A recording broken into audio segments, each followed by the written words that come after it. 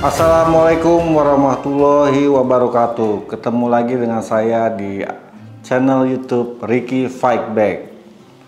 Pak Jokowi membangun jalan tol lebih panjang dibanding jalan tol yang dibangun oleh Bapak SBY adalah cara Jokowi berbisnis dengan rakyat. Beberapa waktu lalu, Presiden Jokowi dengan bangga mengatakan 7 tahun pemerintahannya telah berhasil membangun jalan tol sepanjang 1.900 km yang ia klaim merupakan yang terpanjang dibanding presiden-presiden sebelumnya. Saya tak habis pikir kenapa Jokowi begitu bangga dengan keberhasilannya membangun jalan tol yang panjang. Padahal untuk melewati jalan tol, rakyat harus membayar. Jalan tol itu tidak gratis. Selain membayar, yang melewati jalan tol hanyalah mobil, sedangkan sepeda motor dilarang melintas di jalan berbayar ini. Kebanggaan yang akhirnya membuat para buzzer membandingkan panjang jalan tol yang dibangun Bapak Jokowi dengan panjang jalan tol yang dibangun Pak SBY.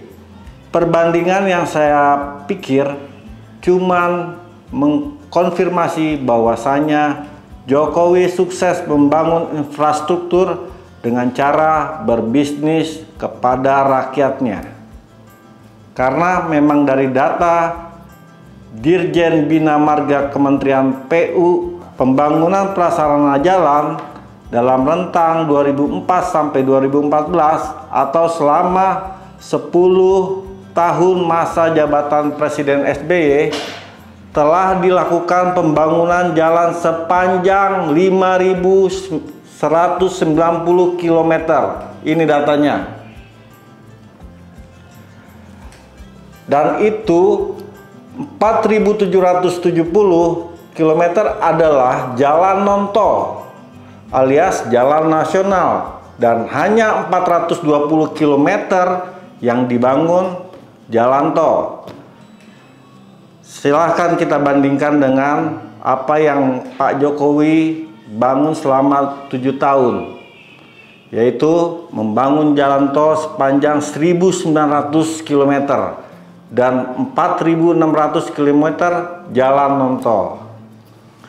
Dari jumlah panjang jalan tol, memang Jokowi yang menjadi rajanya. Tetapi di sisi lain, Jokowi juga menjadi raja dalam berbisnis dengan rakyat. Suatu hal yang sangat jauh dari Presiden SBY. Bagi Presiden SBY, kesejahteraan rakyat yang utama, bukan membangun jalan tol. Makanya pilihan SBY pada waktu itu bukan memperbanyak jalan tol yang ujung-ujungnya menarik duit dari rakyat, tapi lebih kepada penciptaan lapangan kerja, pemberian beasiswa, pemberian bantuan sosial, dan menurunkan angka kemiskinan. Ini datanya. Ya. Pak SBY lebih fokus untuk membangun jalan non-tol yang bisa dinikmati secara gratis oleh seluruh rakyat Indonesia. Sepeda motor pun bisa melintas. Seharusnya Jokowi meniru SBY dalam mengelola negara, di mana pada zaman SBY jalan tol dikuasai oleh negara, bukan dijual ke pihak asing seperti yang dilakukan Jokowi. Jadi pendapatan dari jalan tol masuk ke kas negara, bukan masuk ke kantong swasta seperti zaman Pak Jokowi sekarang.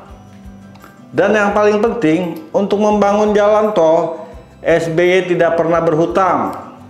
Hal ini berbeda jauh dengan pada pemerintahan Jokowi sekarang, yang rajin berhutang untuk membangun infrastruktur termasuk jalan tol.